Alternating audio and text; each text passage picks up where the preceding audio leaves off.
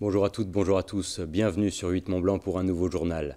Nous sommes le jeudi 4 janvier 2024 et tout de suite, voici les titres que nous allons développer dans cette édition.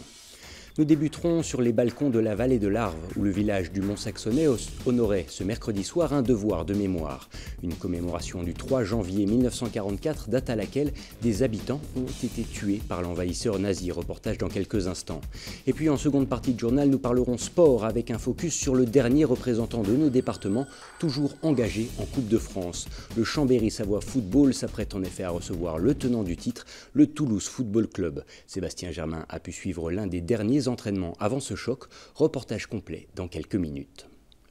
Mais on commence donc avec un hommage, celui de tout un village marqué par les atrocités de la guerre.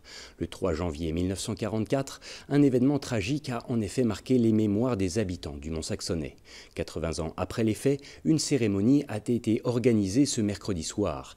Menée par les jeunes du Mont de l'école primaire Roger Guillermin, un hommage aux victimes a été célébré, notamment en racontant les événements de cette sombre journée. L'occasion pour eux d'assurer le devoir de transmission. Kezia Poudou était présente à cette cérémonie. Reportage. Transmettre pour se souvenir et ne plus reproduire les mêmes erreurs. Ce mercredi, 80 ans jour pour jour après le drame qu'a vécu le village du Mont-Saxonnais, les habitants sont venus en nombre pour rendre hommage aux 3 personnes tuées par des nazis. Nous ne connaissions pas cette histoire. Alors, nous avons enquêté. Durant plus de 30 minutes, les élèves de CM1 et de CM2 de l'école Roger Guillermin ont narré les événements de cette journée du 3 janvier 1944. Ces informations, ils les ont recueillies auprès de ressources locales, comme des écrits, des stèles ou encore le monument aux morts. Ce qui est important, c'est de mettre les enfants en quête de mémoire pour être des passeurs d'histoire. Et pour ça, nous, ce qui nous intéresse dans l'enseignement, c'est d'utiliser la pluridisciplinarité des disciplines. Et au-delà de la discipline historique et de la méthode qu'on utilise, qui est une méthode qui est proche de l'historien, où on va vraiment enquêter, recevoir un témoin, lire des documents sources, des traces du passé. Ce qui est intéressant, c'est de permettre aux enfants de s'interroger et de pouvoir débattre sur des valeurs citoyennes. En plus du récit de Joseph Maniglier, chef de camp des francs-tireurs et partisans, les enfants ont pu compter sur le témoignage de Robert Colfutti pour comprendre cette journée. Le Haut-Savoyard était présent, il avait 10 ans à l'époque. En emmenant les élèves sur le lieu du drame, il a partagé son histoire. J'ai circulé tout l'après-midi là où les maisons étaient en flammes.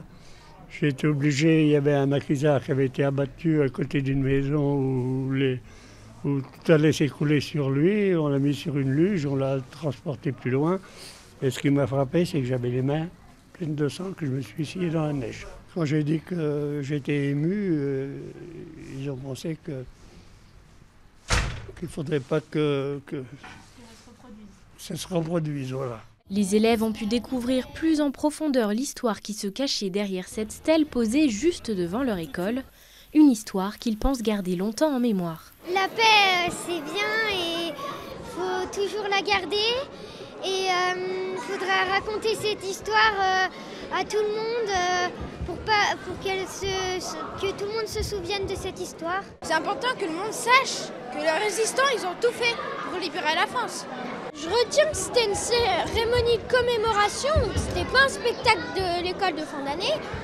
Donc pour moi, c'était pas très joyeux que cet événement se soit passé, puisqu'on parle quand même de mort. C'est triste et la guerre, elle servait à rien à part pour gagner des terres. Cette enquête de mémoire s'inscrit dans le projet citoyen fêter le 80e anniversaire de la libération de la Haute-Savoie, porté par l'UCEP 74, l'Union sportive de l'enseignement du premier degré. À travers cette cérémonie et tout le travail qui a été fait en amont, le devoir de mémoire est ainsi assuré pour les prochaines générations.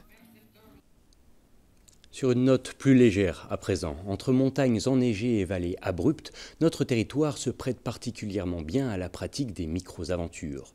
Parmi celles-ci, camper dans la neige est une expérience à laquelle se sont prêtés une vingtaine de jeunes scouts venant de toute la France. Pour l'occasion, ces adolescents qui ont installé leur bivouac en Haute-Savoie, à proximité du Grand Massif notamment, ont pu s'exercer aux techniques de survie dans le froid tout en découvrant l'univers de la montagne. C'est un reportage de Fanny Savard. Partir d'un simple rondin de bois pour en arriver à une bûche suédoise, c'est l'un des nombreux enseignements reçus par cette vingtaine de scouts. Originaires des quatre coins de la France, ces jeunes, âgés de 17 à 22 ans, ont planté leur tente à Arrache-la-Frasse, en Haute-Savoie. Ils ont ainsi pu découvrir les bienfaits de la montagne dans un univers convivial. J'avais jamais fait de camp à la montagne déjà, et j'avais un peu un petit rêve de camper un peu dans la neige et tout ça, de voir comment ça pouvait se passer. Le premier jour, on a fait une grande balade en raquettes, et beaucoup de luge et de bataille de boules de neige. Donc ça, c'était vraiment c'était cool parce que généralement, quand on va, moi personnellement, quand je vais à la montagne, c'est surtout pour skier. Donc là, ça permettait de découvrir un peu la montagne autrement. Avec les scouts, c'est toujours un peu différent. Là, on a pu découvrir plein de super paysages, se balader. Ce camp à la neige est un pionnier dans son genre, puisqu'il est le premier à avoir lieu durant les petites vacances d'hiver pour cette tranche d'âge. Une nouveauté qui permet à ces jeunes qui entrent dans la vie active et travaillent l'été de pouvoir continuer à profiter des camps de scouts à d'autres moments de l'année. Moi j'ai toujours aimé la montagne, ce milieu naturel, et au scout, là c'était un camp qui réunissait des scouts de toute la France, mais ils n'ont pas forcément l'occasion de vivre un camp dans ce genre de conditions, de température et de lieu, notamment aussi de la neige. Il y a beaucoup de techniques à apprendre de campisme dans la neige, et donc je me suis dit j'aimerais bien essayer de donner la chance à tout le monde en France de pouvoir apprendre ce genre de techniques-là. Et donc on a organisé ce camp, j'ai trouvé d'autres gens dans l'équipe et on a monté ce projet. Entre randonnée en raquette à Flaine, construction d'igloo ou descente en luge, ces 22 scouts ont pu apprécier les conseils de Nicolas, membre de l'équipe nationale venu leur prodiguer des techniques de survie dans la nature.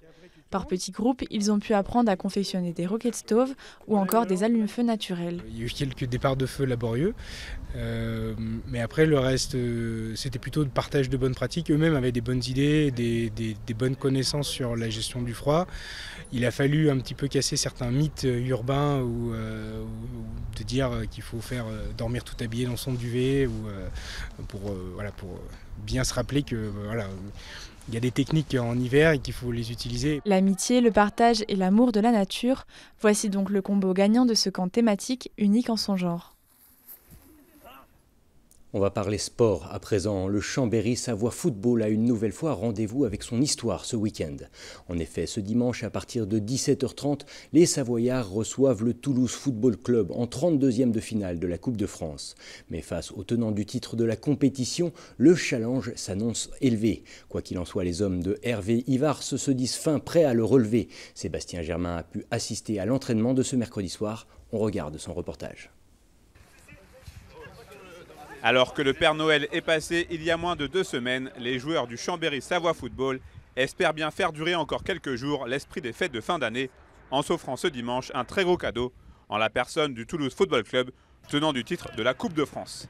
Et pour tenter de réaliser cet exploit, les hommes d'Hervé Ivars n'ont pas changé leurs habitudes. Comme je dis souvent, déjà il m'avait un peu bluffé avant Grenoble où je n'avais pas senti d'excitation particulière. Comme je dis, j'ai l'impression que pour eux c'est un peu la routine. Ils l'ont vécu l'année dernière et je pense que de l'avoir vécu déjà l'année dernière, de l'avoir vécu il y a 2 ans contre Auxerre, le 8e tour, je pense qu'ils sont, ils sont tranquilles. Alors bien évidemment, je pense qu'intérieurement, il y en a certains qui doivent attendre ce moment avec impatience, mais je ne sens pas d'excitation particulière. Voilà, on travaille, on se prépare pour être prêt dimanche. Ce qu'il faut, c'est que prendre du plaisir, être sérieux, avec l'envie de gagner, bien évidemment. On a envie de faire un exploit, ça c'est une évidence. Et puis on a envie de faire encore une fois chavirer le stade. Ce dimanche après-midi, le Chambéry Savoie Stadium va donc afficher complet avec 4627 supporters présents dans les tribunes.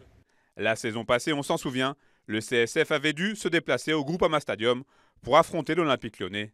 La donne pourrait donc être différente cette année.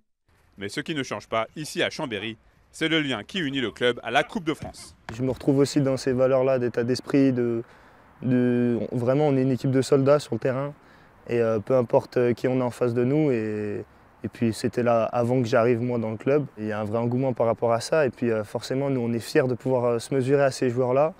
Et pour ceux qui ont peut-être manqué le coche plus jeunes ou même les jeunes qui sont dans notre équipe et qui peuvent prouver qu'ils sont capables de se mesurer à ces gens-là et d'être loin d'être ridicules, c'est une vraie opportunité en fait. Mais voilà, en face c'est donc le vainqueur de la compétition de l'an dernier qui se présentera sur la pelouse synthétique chambérienne dans 3 jours. Battu ce mercredi soir par le PSG lors du Trophée des Champions et actuellement barragiste à la trêve, les Toulousains ont connu une première partie de saison compliquée en Ligue 1. Le tenant du titre a donc l'intention de défendre son bien le plus longtemps possible Ce qui n'empêche pas les Savoyards de rêver haut et fort. Dans le rêve les plus fous, ce serait de gagner dans les 90 minutes, que ce soit 1-0, 2-1, n'importe quel score, gagner dans les 90 minutes, ce serait le plus beau rêve. Après, s'il faut gagner au penalty, je pense qu'on saura le faire, on a su le faire contre Grenoble. Donc ouais, une victoire et passer au prochain tour. Le coup d'envoi de ce choc sera donné ce dimanche 7 janvier à 17h30. Les footballeurs amateurs chambériens connaissent parfaitement la recette pour bousculer les équipes professionnelles. Place désormais à la magie de la coupe. Et voilà ce qui conclut notre tour de l'actualité sur notre territoire. Merci de vous intéresser à l'information sur notre antenne et bien sûr, merci à toute l'équipe. Comme chaque soir, juste après ce journal, Thierry Paulme vous attend pour son bulletin météo et quant à moi, je vous retrouve demain, vendredi à partir de 18h pour une nouvelle édition du JT. Mais en attendant, je vous souhaite une très belle soirée avec nos programmes. À bientôt.